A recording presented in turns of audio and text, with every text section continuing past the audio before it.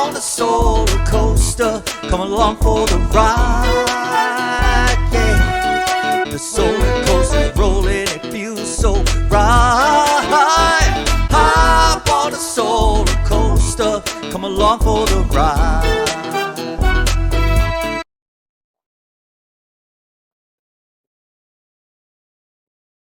Aloha, my name's Anna Kover, and this is the Solar Coaster, the wild ride through the solar industry told by the people who are living it every day. In the hot seat with me today is Steve Shaer of Atlantic CRM and Cloud Solutions. Let's get this party started. Steve, tell me, when did the sun first shine on your solar parade? Oh boy, I've been building software systems for solar companies for about 8 years at this point. I got, sort of as always, things are serendipitous. One solar company leads to another solar company, leads to another solar company, and suddenly you're an expert. So, So, what is one of those, every ride has its highs and lows. What was one of your, hands in the air best climbs that you can remember so far?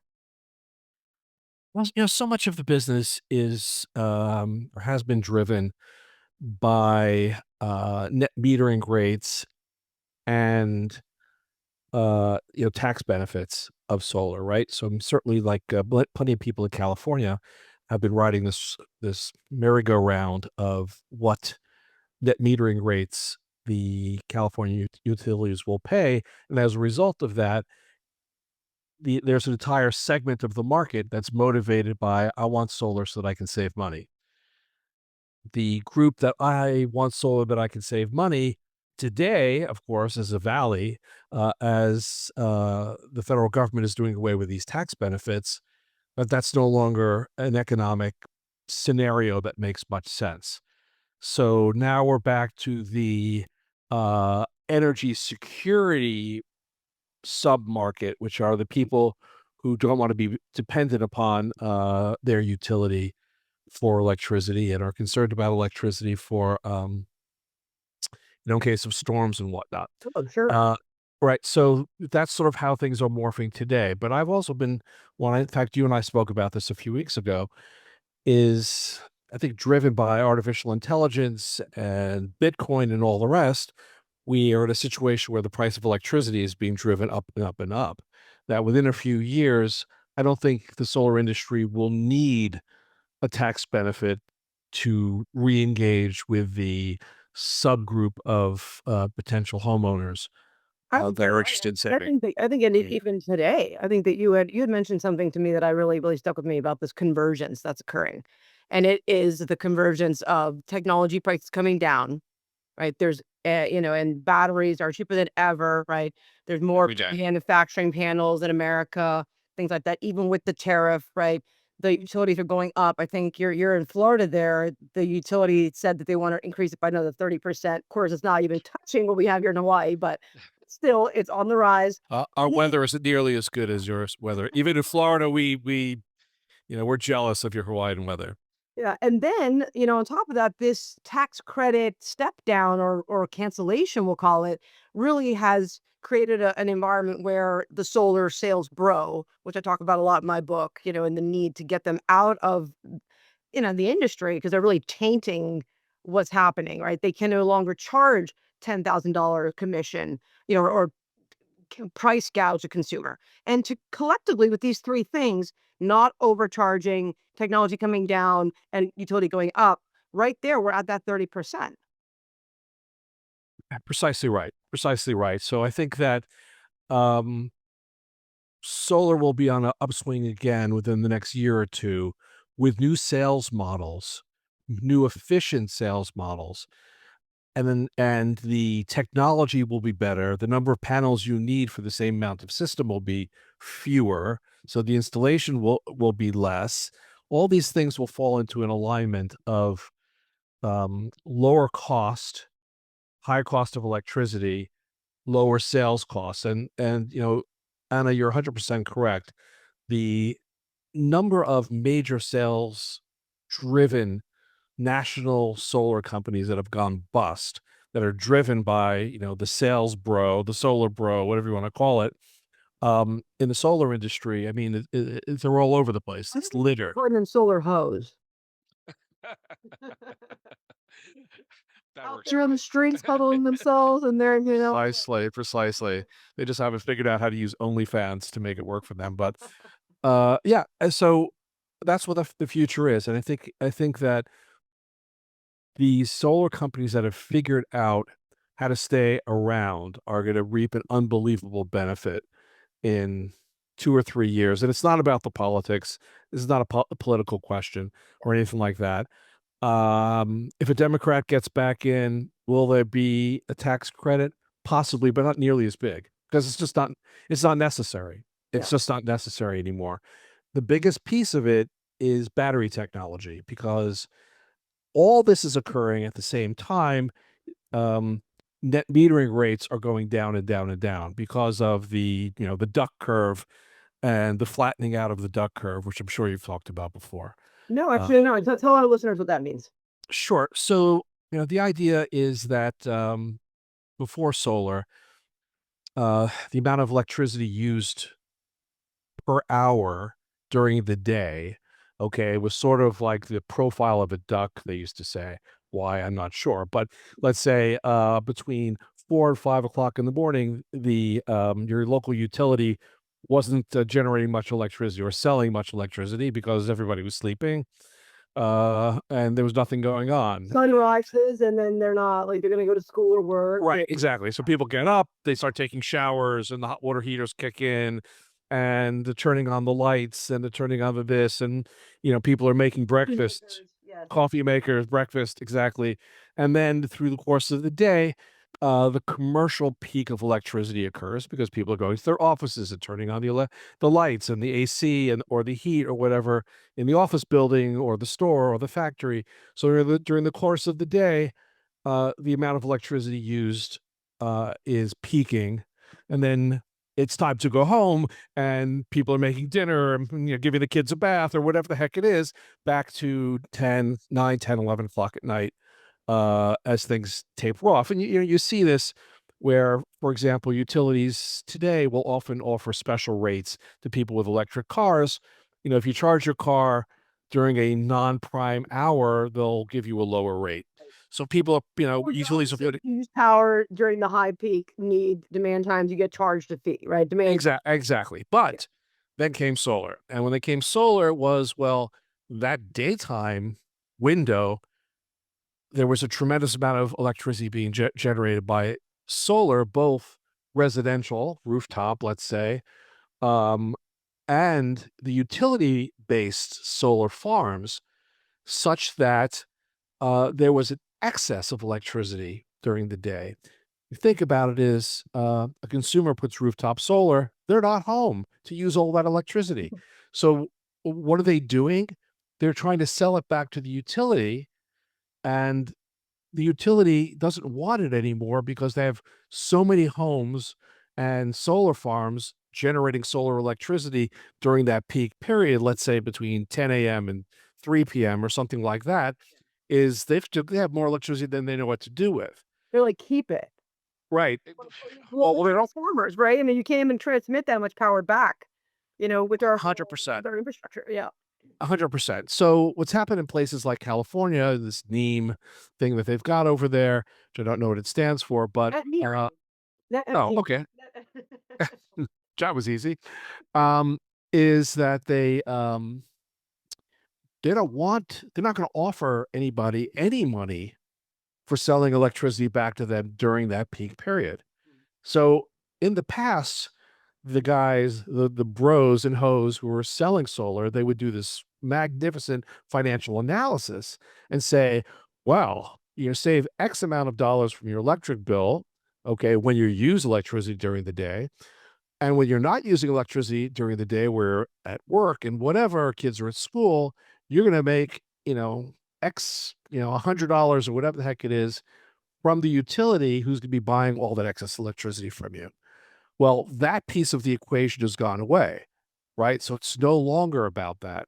So what's the answer to that? The answer to that is store it. You want to store it during the day and you want to use it when you would ordinarily buy back electricity, And that which brings us is to a very important differentiation that I talk about a lot in my open Harvard is the difference between battery backup and energy storage.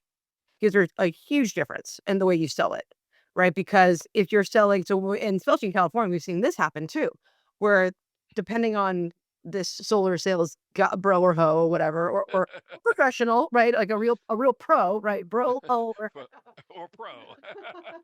so the pros are really saying, okay, homeowner, are you looking to save money, which is energy albatross, meaning we need energy storage, right? You have batteries are for summer, right? And then you need to have demand. We have to have, a rate plan, or we have to have thought about when we're going to use the battery, switch to it, and when we're going to not switch to it. Versus battery backup, where hey, we're not going to use it to offset.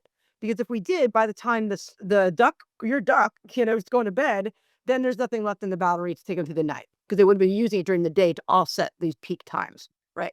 So then you need more battery if you're going to do energy albatross versus battery backup is like, okay, oh no, all I care about is if there's a brownout or if the power goes out, that my refrigerator, I'm not going to lose $700 with the groceries, or my grandmother, she can breathe in her room because of the air conditioning, whatever that is, right? And there's a few Unless she has a big estate, in which case, it's a much tougher sale. in my mind, she was like a little granny in like a little, in the back room breathing. You haven't met my mother. You haven't met my mother.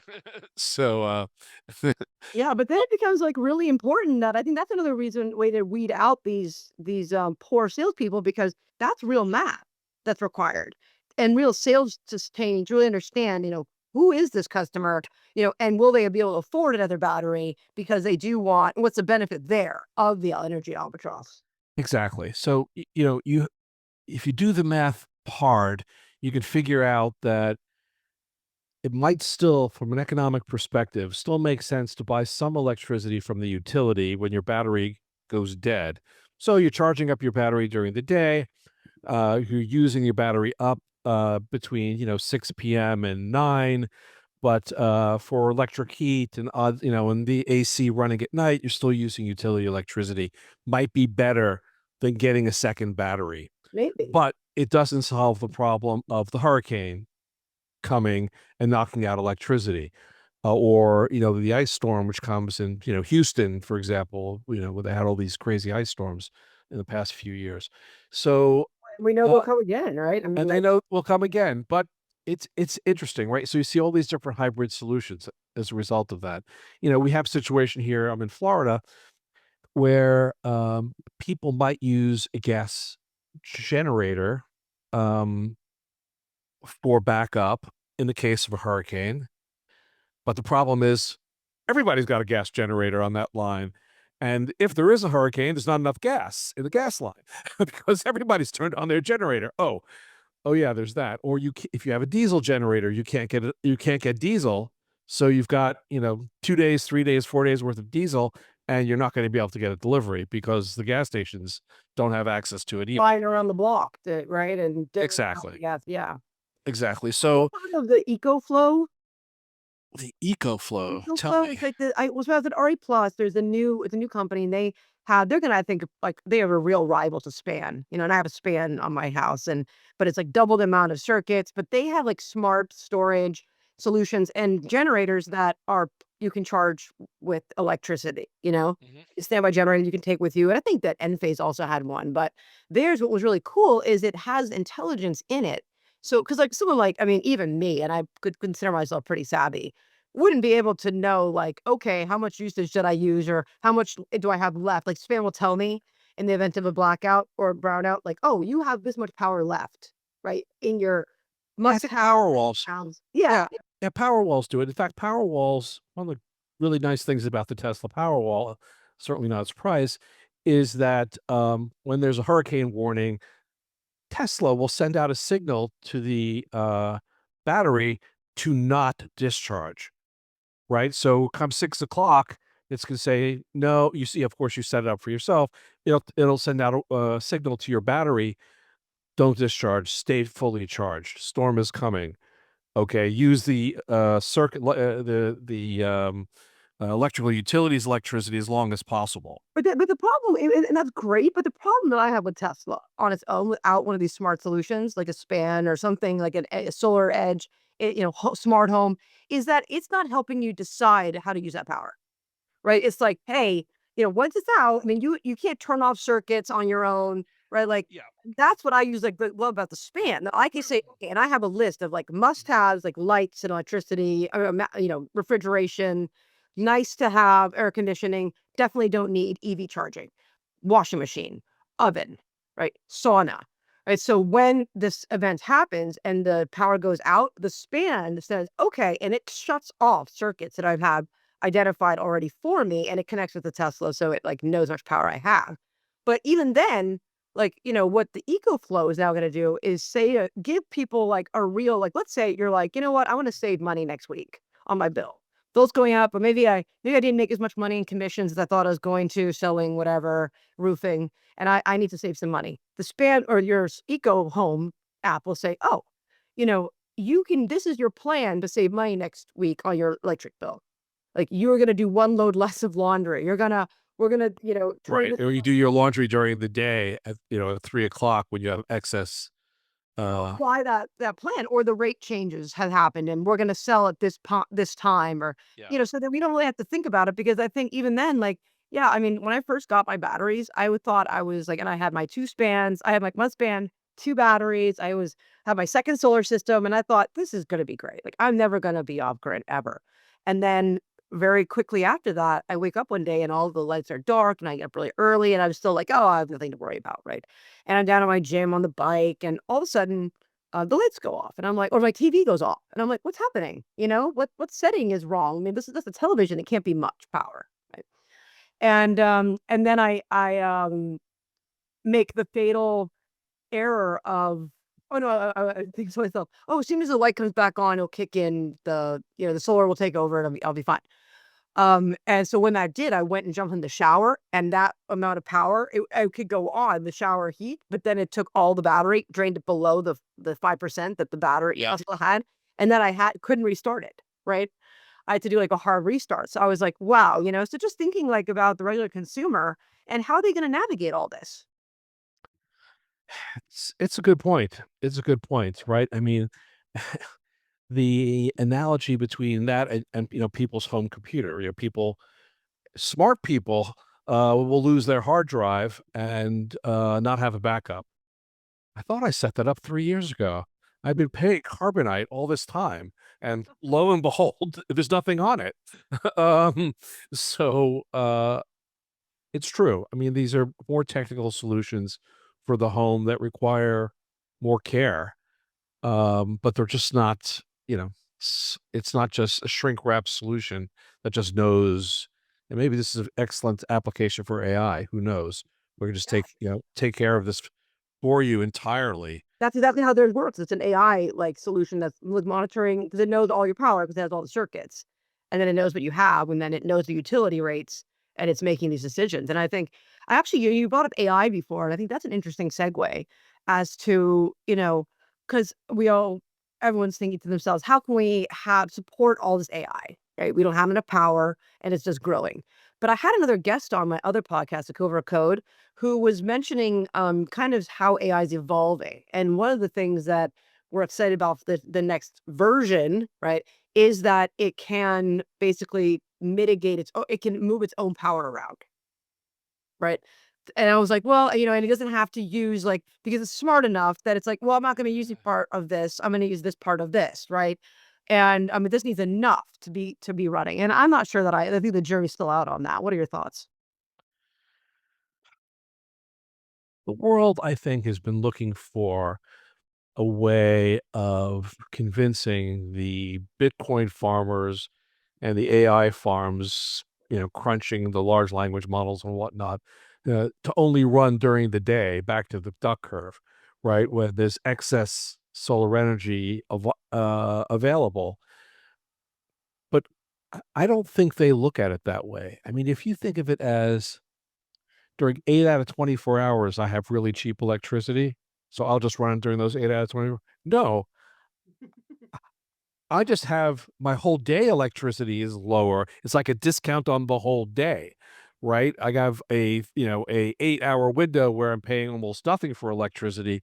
So my whole calculation for my annual electricity goes down if I'm using, current. So, I don't know, but I'd like to think that as commercial scale and utility scale solar really gets cheap, okay, because that's a fraction, okay, of what consumers pay, right? So, the number always bandied about in consumer is $3 a watt or whatever. That utilities with a big farm that they're putting out there are paying less than a buck a watt, I'm gonna say, and probably, 35 cents. it's probably 35 cents or some ridiculously low amount. Yeah, 36 Oh, cents, like the nation average, I think. right. So you're like, wow, at that level, you got to believe that batteries and the rest become trivial. So I like to think that that's the way it's going. But having said that, okay, having said that, why is it that every supermarket from Key West, okay, to Honolulu across the Sun Belt of the entire US, just look at the US market, of course, doesn't have solar on their roofs? It doesn't make any sense at all to me because their duck curve is exactly proper profile for it, right? You think supermarket, well, they turn the lights on at 7 in the morning. Okay. They have people opening the refrigerator doors and the ice cream, buying their ice cream and their frozen pizzas, throughout the course of the day. Um, and they're open till 9 or 10 o'clock at night, and then they're turned off again with all the refrigerator door closed. So you're like, it seems like that's a great application for solar with batteries, but it's not happening. Yeah. Why is that not the case? Well, and I think that there's this bad press. I mean, that's kinda, I had someone I interviewed in my book, that her name is Bernadette, and she does legislation in California. She was part of the movement of, getting Arnold Schwarzenegger to sign the law, and she's been doing it for 20 years. And she talked a lot about, how the utility company actually hired a publicist, to spin this story about the rate fees, right? And I think just in general, every time something goes bankrupt, like the Sonovas, the SunPowers, the Titans, right? There's a huge wave of that press that comes out, like that Times Magazine article that came out last year, right? And when it really bothered me, because when you're looking at it and you're reading it, it sounds like this catastrophe, right? We're looking at like there's only what 5% of rooftops in America have solar, 5%, like total, right? So of that 5%, we're talking about probably a 3% of that 5% that had a bad experience, right? Or maybe got frauded, maybe a little higher. But, and that taints the whole industry. People are like, oh, I'm not going to get screwed over by solar, you know? But Um, um, now, a large supermarket chain. Okay, I'm in Florida. Publix is the big chain. Zero solar. I'm sure they have a couple of test areas. They have do they own their own 1,300 buildings? stores. Do they own their own buildings, or are they like? I think It that's doesn't matter. They can work this out with the landlord. What do you yeah. think? What do you think? They're gonna move? Let's be Are they? realistic. Let's see. Are they inside? Are they cornerstones of malls? Or are they freestanding? Both. Okay, they either cornerstones of strip centers or they are freestanding. The one near me happens to be freestanding, and the other one. Freestanding, I think that's a no-brainer, right? I mean, like, even more so than the strip mall because, more complications there, But but but it just means the deal is a little bit more complicated to make. yeah, It's not like the shopping center owner has got another option. true. Okay, Yeah. it's not like another supermarket. If it's not them, there'll be another supermarket. Well, and they It's could the be spot. a utility company, right? That's the thing I think where we're not selling it right. It's like, Thank you. hey, mall, do you wanna be a utility company and you can Exactly. sell power to all these people and then go take it a level up and put EV charging out front and then sell electric charging to people who come there and then create more demand because people are gonna come there to charge their cars? And people are like, "Hmm, yes." Or, you think that would be the exact thing that a landlord would want. It's it's mind-boggling that that's not happening. it's really mind-boggling that that's not happening, you know? I fly a small plane, I, fly all over the state, my small plane, and look out the window, and you look at, where the solar panels are, just out of curiosity, and they're just shocking on the commercial space, shocking, it's really shocking. Now, I think what the secret to this is, and I have no data to support this, I presume that a large supermarket chain has cut a special deal with the utility because they know that if the supermarket chain goes solar, they're screwed. Mhm. So look at it that way, which is are the utilities cutting special deals with big users of Well, electricity? we know that that's true because and because there are there's utility rate structured net metering. Okay, so a rate structure net metering for it's just for commercial, right? So just kind of like how you have like a one to one, like you talked about, and in Hawaii we don't have, we have, but now we just have CGS plus, which means consumer plus grid supply, which was 10 cents, and but that's filling up, right? So it'll be nothing. But different places have different rate plans, and one part of that is the buyback rate from the utility. And those are structured incentives, right? Or plans. And you can negotiate that with the utility company in many states. So I think you're probably right. Like maybe in Florida, they have some negotiation, which would be interesting depending on if they're privately, publicly owned. Like there are about 100 nonprofit or municipal Yeah, uh, co-ops or whatever. co-ops, thank you, that's the word I'm looking for, around America. The rest are privately held, right? Mhm. So if it's privately held, then would that be, I mean, but it's a it's a monopoly, would that be considered ethical? I mean, I think that the line's blurred here, you know? But, Certainly nowadays, yeah. yeah. So, so that's a really interesting question. So, I think the biggest untapped, and I don't know what the answer is, but I'm really curious to find out what the answer would be, on the lack of penetration in the commercial space, particularly large scale retail, Walgreens, CVS, big national chains. Maybe again, it's the way we're selling it, right?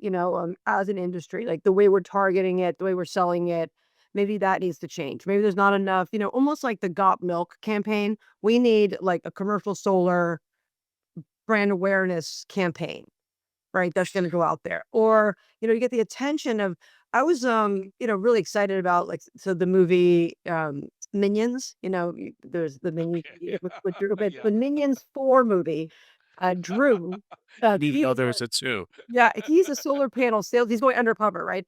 And they had to give him a fake identity, and he's a solar panel salesman.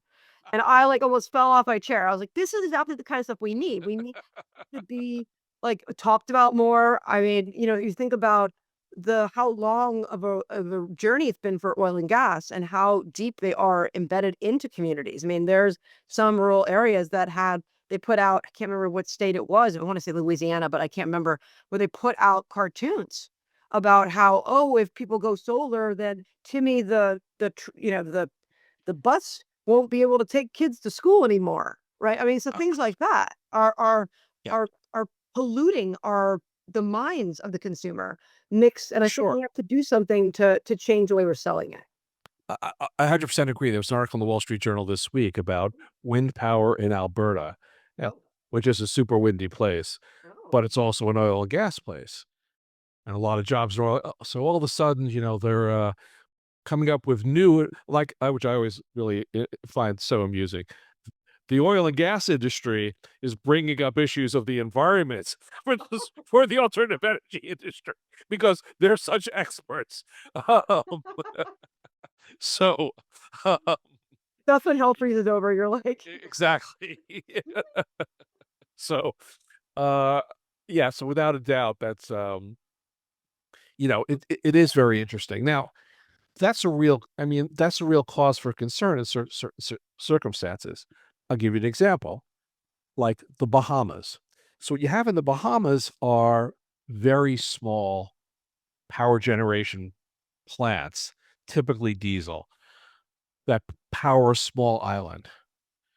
Well, you know, the percentage of fixed cost involved in creating an electrical utility for the whole island is such that if the large users of electricity go solar, that cost has to be spread around to the remaining people, and that's gonna be very, very expensive electricity for them.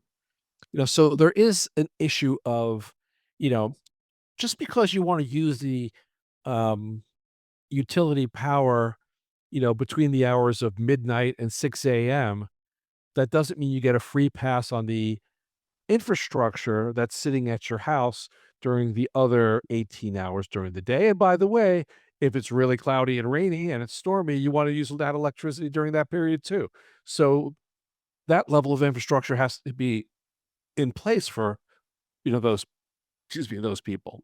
Yeah. So it is also a concern to a degree. But we talk about how inexpensive utility scale solar is. Incrementally, it's such a small amount of money. The time will come when we can have uh, gas power stations sitting idle during the day and turning on in the evening. The Well, math, I think, will still work. so much. Did you watch the show Landman? Yes. Okay, so I thought, and I had another guest on my other podcast, and he's in Texas. He specializes in oil and gas investment. His name's Jay Young. And, because there are tax incentives for oil and gas, right? Still. Yes. Still, yes, And yes. he reiterated to me just how, and I thought that show was really, really, I thought important for me to watch because I didn't realize how much oil and gas is in like everything we use, but everything has it. Right. Right. Hair products, I mean, everything has oil and gas in it. I mean, Mhm. clothing, I mean, just there's hardly anything you can look at that doesn't have some remnants of oil and gas in it. Absolutely. So it's never going to go away. And that's not, I think, what we're trying to say as an industry. It's like we're saying we need all of it. We need all the power. We need nuclear. We need wind. We need solar. We need thermal. We need oil and gas. We need all of it to make this next leap as a society into the future of in our future. Absolutely, and at the same time, they're also saying this as early in the Wall Street Journal this week or last that, the Permian Basin is, drying up. We're running out of domestic, easy to get oil and gas in the United States. Well, fine. Let's keep getting what we can get, and where it's easy to substitute alternative energy for it, like electricity in the home during the day, then let's use it. Let's use solar and wind for that. Okay. But, we're not trying to do away with plastics. We're not trying to do away with transportation fuel.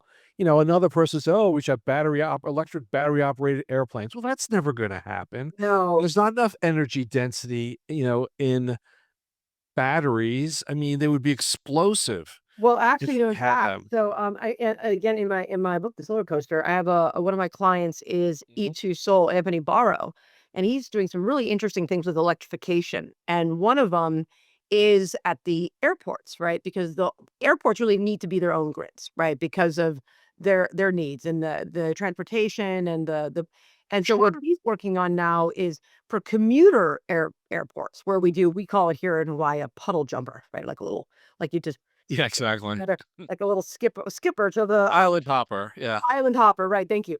And so those are being replaced with drones now, right? So instead of like a Cessna Caravan, which is about, holds 9 people max and then 2 pilots, those are gonna be replaced with these little commuter drones. And so but then and those are totally fine, they can make short little jumps with a small amount of passengers in them very efficiently. But then the problem is, okay, how do you charge them, right? So he's developed this, patent pending technology that basically delivers the drone lands and it has like a little like, it's little like a little antenna that kind of comes down and it touches the tarmac and then there is electric current that's being transmitted to it because otherwise you have to have a cable and run it all the way out there. We both know you've lost what 50% of the power. Well, I mean, I was joking. When Amazon or when Costco can deliver to the outer islands of Hawaii by drone, I mean, it's gonna be a shock to the whole retail of all the outer islands. I mean, from what is there only one Costco in Hawaii, in Honolulu, I think? no, I it's mean, more than that. It's there's I'm not sure, there's Costco's all over. Like actually the Costco in Hawaii Kai here does more business than like it's one of the top producing Costco's in like the whole world or whatever. right. Which is weird because we have so little people. But yeah, no, Costco, we do have Costco's on, I think, every island now. Oh, well, that could be, but nonetheless, the idea of using drones for a whole new model of package delivery, Absolutely. is in a place like Hawaii is fantastic because it just solves so many issues. Yeah. Want to ask you before we, since we have, not, we've got 20 minutes left here, and I want to ask you some questions about roofing, right? Because I know that you're a roofing expert. And so, it's where do we see the future going? I know we've talked offline about, and I thought they're fantastic conversations about how are the solar companies going to survive? There's going to be a big shift. A lot of people are dropping out. I have many clients who are now looking to expand into roofing and service. Tell me about what you're seeing in the market and how Sure. people can consider this what's the pairing. I think what people look at it, the sales models of roofing and solar are similar, which is sort of a door-to-door, sit across from the homeowner in the living room sales model. So there's a certain similarity to that. Roofing is really much more of a craft. Now that means to say is you need to know what you're doing or it's a disaster.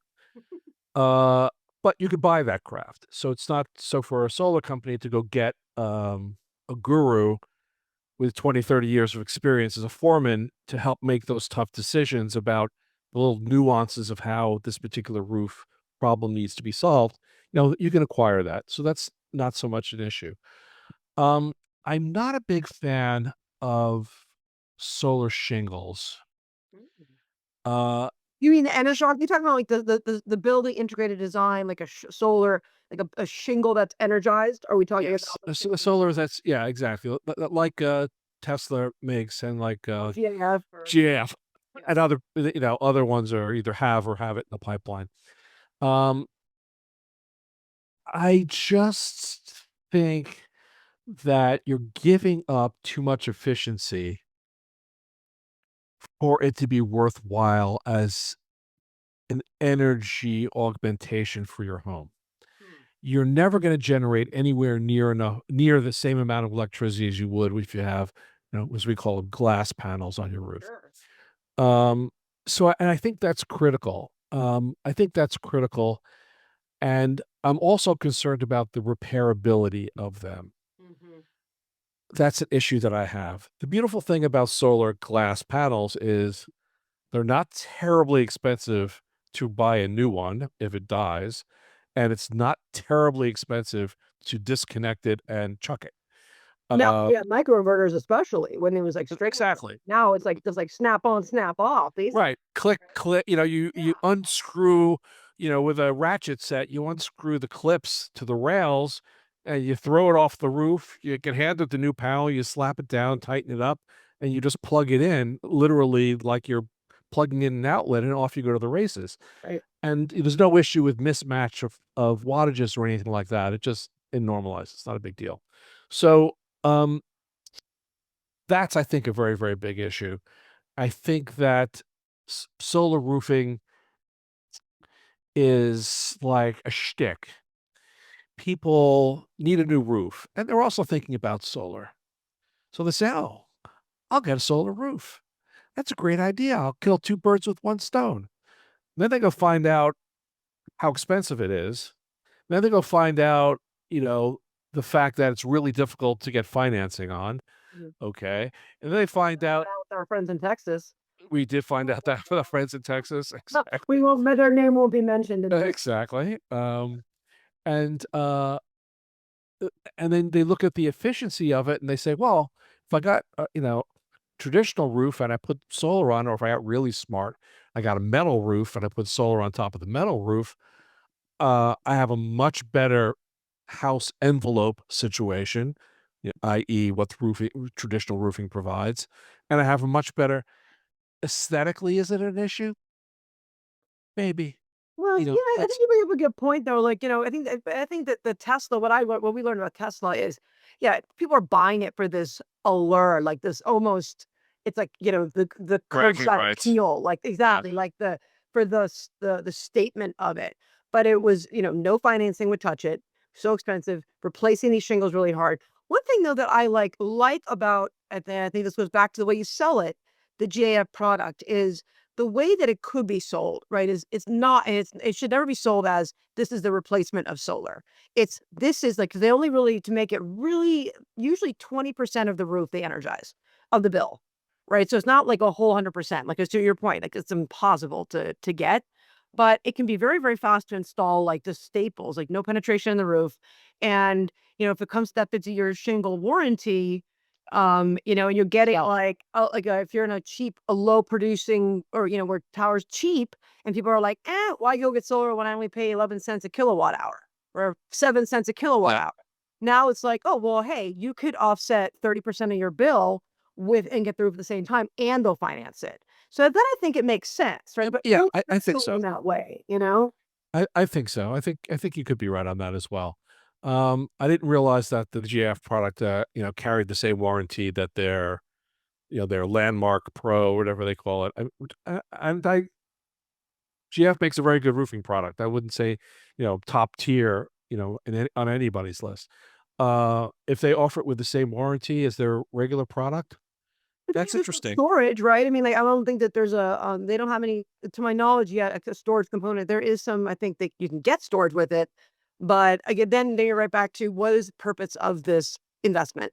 But I think, but what I was more going toward, because so many dealers now are struggling, right, to how they're going to stay afloat, is the idea that the roofing was way more roofs. What didn't you tell me? It was like 3 million roofs a year that are installed in America versus, like, it was some crazy new. Your roof is leaking, and now in places like Florida and some others, like some homeowners insurance is saying that within 10 years you have to replace your roof, right? Right.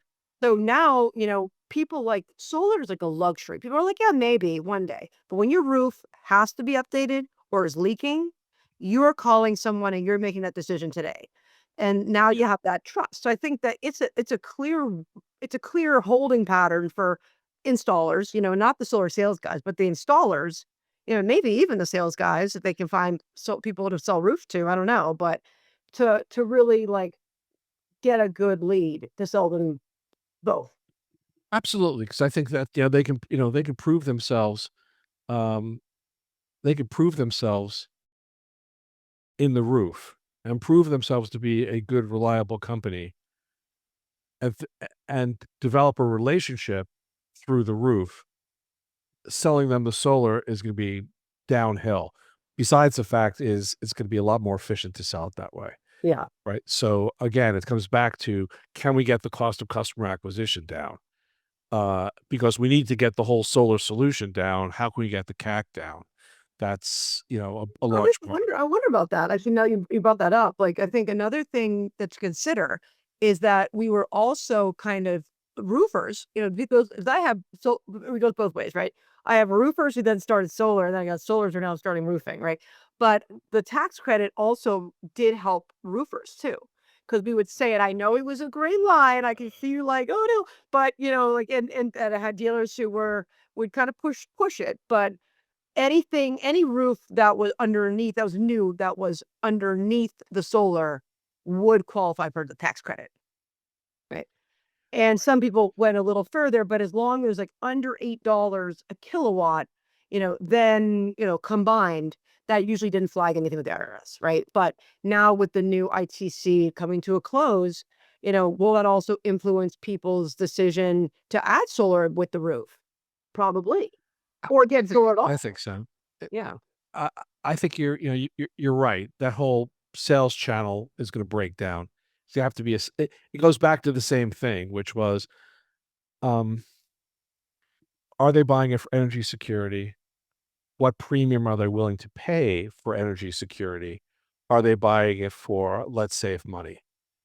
If you're buying it to save $50 a month, $100 a month on your electric bill, I don't know about that, right? But energy security, what's $100 a month? $1,000 a year for energy security? Yeah, that's worth, I mean, there are all sorts of ways to look at that. Look, I don't have solar on my house, okay? There's a reason. I have a Spanish tile roof. Oh, yeah. I know how hard, and I have, exposed roof joists, right? So I don't have a drop ceiling at all. So I have, also nearly 100-year-old house. So I'm not exactly looking forward to them, drilling into my roof joists, and if they miss, creating a complete disaster and screwing up on my tile roof.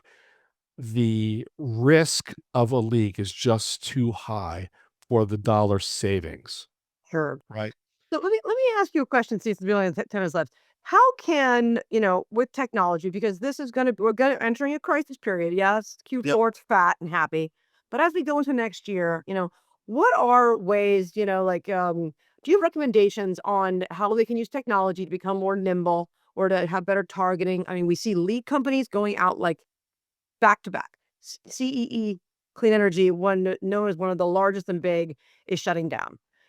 People are now there's no rules. I mean, it's like the Wild Wild West. What are your thoughts on, acquiring leads and then using speed to lead or technology to really make sure that no opportunity is missed because it's going to be critical? That's really the case. I have one client that we've talked about that's using AI chatbot, which you think, oh, AI chatbot, please.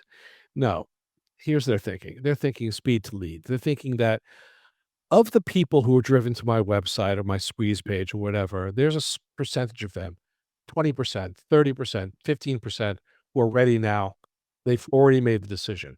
Okay. And if you don't get back to them fast enough, then they're going to call the next one. So you've got to get them into an appointment as fast as possible. So what they do is they basically triage the leads and let people, put themselves on a calendar for an appointment so that they can feel satisfied. And they do everything that they can and adjust their marketing spend appropriately to give people appointments within 48 hours. If it's, oh yeah, we can't, give you an appointment till next week, then they're gonna call somebody else, and all of a sudden, you're in a competitive situation. It's all messy. But if I can get them on the phone tomorrow or in an hour, then hey, that actually might work. That person will. I I have an opportunity to cut off any competition by getting them everything that they need really fast. Again, speed to lead. You want to shut down their drift, shut down their buyer's remorse, um, capture their enthusiasm by getting them paperwork into their hands as fast as possible. So speed to lead, more selling over the phone. Okay. There's no question about it. Face to face selling has got maybe a better close rate, one way that you look at it. But if you factor in the number of appointments that don't happen, I don't know that, for an appointment sit, it's got a better close rate. From a lead that comes in, I don't think it has a better close rate, Yeah. right? Because you have more drop off from the lead that comes in up until the sit. Okay. So you haven't factored that in. But if you really factor in from the lead coming in, so I'm filling out the form to close rate versus a high speed Zoom call, okay, and a high speed quote and a high speed contract in their hand all within 24 hours, I think that's the way to go. And I think, You use you just made me think of something genius just now when you said that. Like, I mean, let's talk to me more often. If you talk to me more often, I just raise everybody's game. You I mean, should use your podcast have this someone every month. that should just be part of, someone's job requirement today. Like when people are in the office, this is your time to be on. Like, how like Go High Level they have group Zooms Mhm. for like support. So you just like enter a Zoom. Like when you're ready to stop talk, you get put into a queue and then you just get assigned to someone right now. Pool. Yeah, A pool. pool. Yeah. They should just have that. It's like, do you want to speak to someone right now? Enter the pool. And, to get someone just to talk to. Like, I'll answer your questions right now. A human will answer your questions right now within 5 minutes. Right. Right? I mean, that And then way, and then then you have an offshore team, okay, that's doing solar quotes. or your own team, because there's Or your own team. with their thumbs crying uncle that the lead's all dried up. Well, here you can, this is your lead. You're gonna be their person now. You're gonna answer the questions. You can drive. I can meet you right now. What's your address? Will get off the Zoom and I will head to your house. I need like 24 hours to do the proposal or not. We can do it together. Exactly. That's Um, going to make the dollars. fly. And that's going to make the dollars for a segment of the market. Yes. Okay. And that's the easiest segment you're ever going to get because it just takes very tight business processes to own that segment. Okay. Now, the other segments get more complicated. They're more competitive. They're talking to more than one solar company. There's this and that. They're dragging their feet. They're not sure. I have to talk to my wife. All these other things that the other segment has to deal with. And that's a different sales process entirely. Yes. Um, and requires the drip marketing and the follow up because it might take you 3 months to close that deal Or more. or more. For sure. So you look at it and go, okay, well, let me think about the sales. You know, uh, this is what I always say to customers is, you can't force a customer into your sales process. You have to match your sales process to their buying process. Okay. And different customers have different buying processes, right? Different customers are going to respond more to social proof.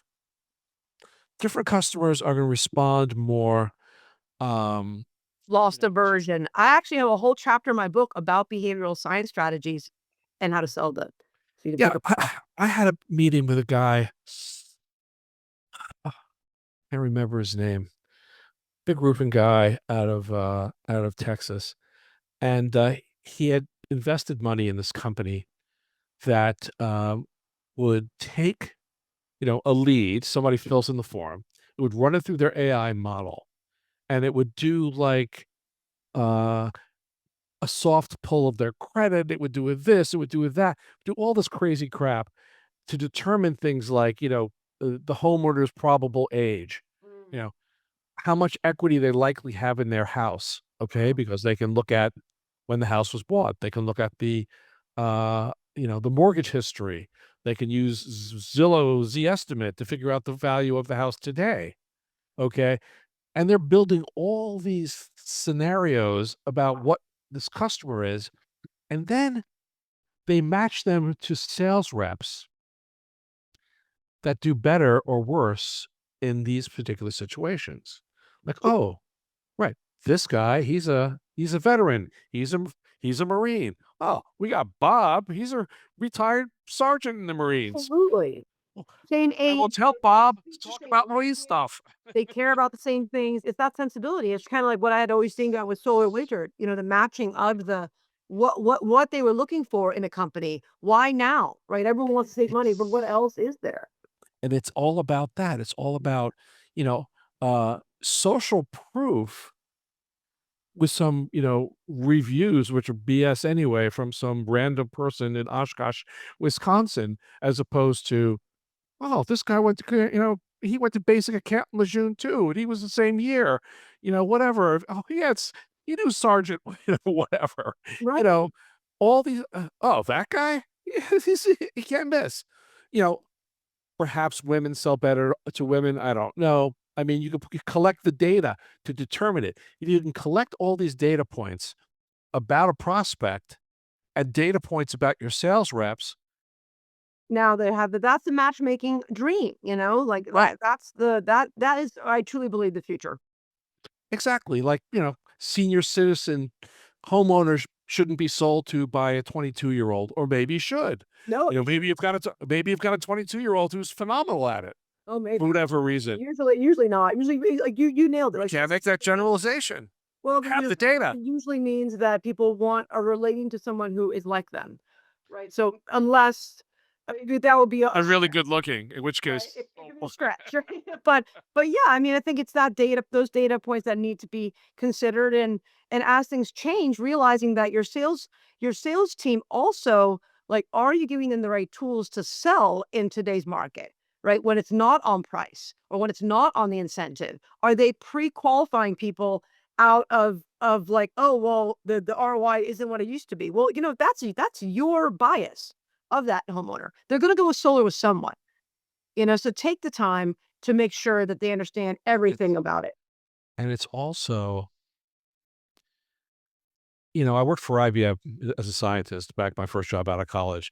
And occasionally I had to go to the field to meet with a customer with the sales team. And at that point in time, they were all in suits and whatnot.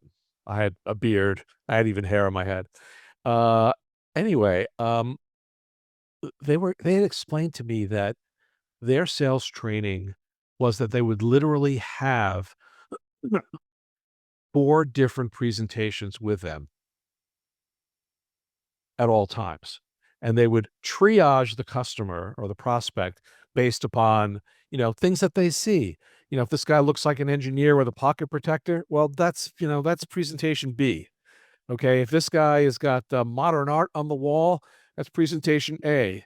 If this Right. guy's got pictures of all these kids, that's this presentation or that presentation. And they had, to your point about engineering it, they had engineered presentations, and in their sales training, they had to role play selling to each of these different types of avatars, if you will, um, um, of a different type of prospect. So to answer your question is I think that the more successful um, solar companies, roofing companies, home service companies are using technology beyond operations and into smart um, strategies and tools for more effective selling, being more clever. And it's not about, spending more. It's about being smarter. It's Yeah. about, it's about having a 5% better close rate, making sure no lead slips through the tail. I can't tell you the number of Oh my customers God. I've been to who just follow up is just like, It makes me wanna throw up whenever I, like, log into a CRM with a client and I see just the abuse, and this is just we have to treat these leads with respect, like, they mean it's something. money. And Yeah, it's money. yeah. They cost hundreds of dollars. I Well, did a system for a law firm a long time ago that did, like, they call mass torts, like, suing Roundup Chemical for cancer, 800,000, defendants or class whatever, action lawsuit. class action lawsuits and whatnot. They were paying like $2,000-3,000 per lead. Wow. I was like, it was mind-boggling. I mean, to get somebody into this cost of customer acquisition was in the thousands. And if you look at Google pay per click, and just on a lark, look at, for accident attorney, car wreck lawyer or Oh, something it's like like that. $150 a click. Exactly. Yeah. It's exactly right. And I And don't ask me how I know that, but I do. I've looked it up before. well, I'm sure it's in the, it's in the trade press and stuff. People talk about it all the time. But i- there's a lot to be learned from them, but they also have a lot to be learned as far as, real follow-up and remembering that there are a lot of customers out there, leads out there who are going to resurface 3 years from now. And Yes. you can recycle those leads. One last story is I work with a mortgage broker. Perfect example. He bought um, mortgage leads, people saying is, checking out the rates or whatever on, on uh, a what's a loan tree, mortgage tree, something Oh, yeah, tree, Lone Tree, I think. loan tree. Yeah. Uh, and he would, people would pay $35, let's say, for a lead that was hot from that. He would buy them 6 months old for like 10 cents or dollar. Okay, and then he would market to those. And yes, he had a relatively low, close rate, but it was an easy list to work. It was an easy list because they were not the customer was not as defensive. Okay, it was inexpensive. Okay, and had no competition because all the competition in the first 6 months had disappeared already. So he was the last person that they Right. were going to talk to. Okay, because everybody else had dropped off. Right, last man standing. I love that's what like my direct mail, like that really slow drip, the solar assault, like up to 2 years. Like no one else is talking to them, but they shoulda if they shoulda, coulda, still can go solar, you're the one they're gonna remember. Exactly right. If you look at companies that have a big lead operation and they've been doing this for many years, you could probably do an interesting analysis of the number of people who have come in recently, who came in 3 years ago and came in 2 years before that, and it's their 3rd rodeo of clicking on a link and filling out a form, okay, and turns into a sale, you know, That's it's right. true. And then when people are like, "What are like, reject duplicates," I cringe, right?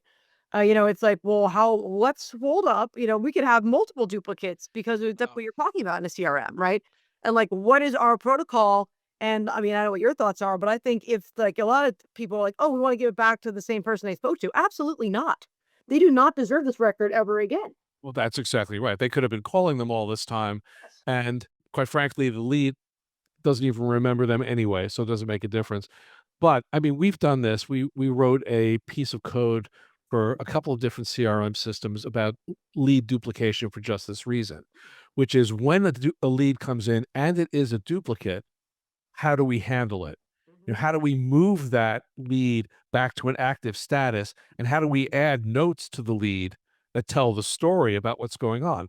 So when, the telesales rep picks it up, they can go, "Oh, this person came in 3 years ago and they talked to Fred, and 2 years before that, we met him at a trade show, and, here's their clicking on our monthly newsletter. Here's their click profile on our monthly newsletter.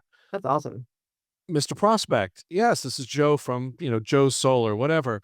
I know that we've spoken to you in the past, and you spoke to Susan a couple of years ago. She's actually no longer with us, and but da, da, da, da, in the meantime, she spoke to us a couple of years ago. Here's what's going on. That's a hell of a lot easier phone call. I mean, you have instant rapport, Absolutely. but the whole point of being able to say, to your point is, which is duplicate lead.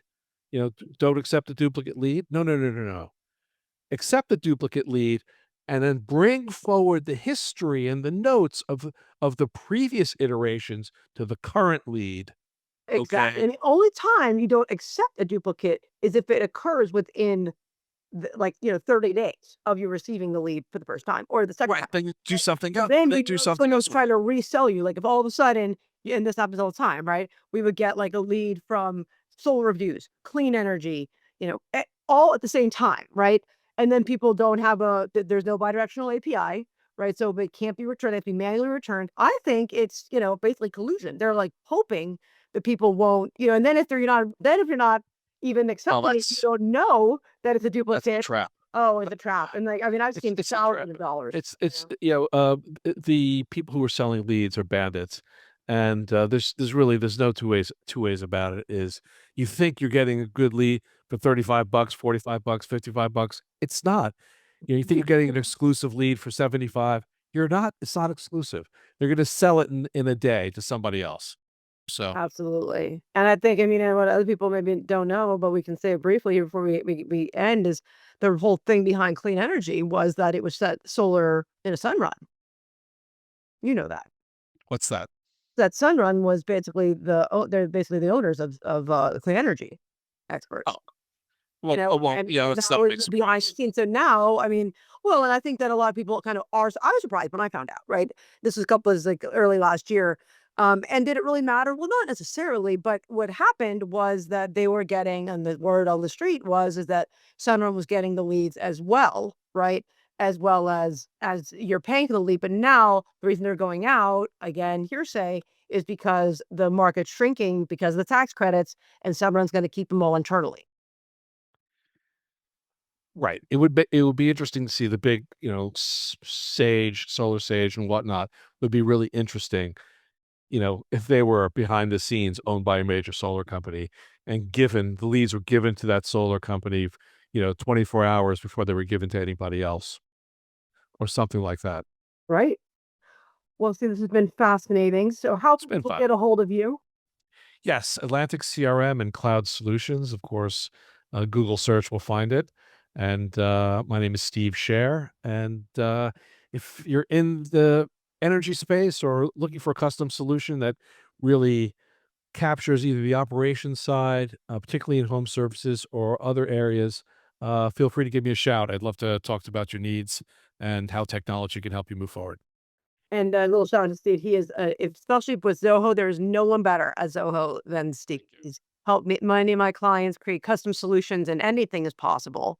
And he's a great guy to work with.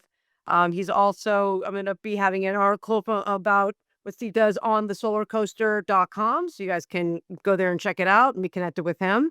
And please join me next week as I interview another industry expert on how to survive the roller coaster that is the solar coaster. I'll see you in the pixels then. Aloha. Where the sunshine meets stories and bright futures collide. We're sparking up ideas with laughter and light. The solar coaster's rolling, it feels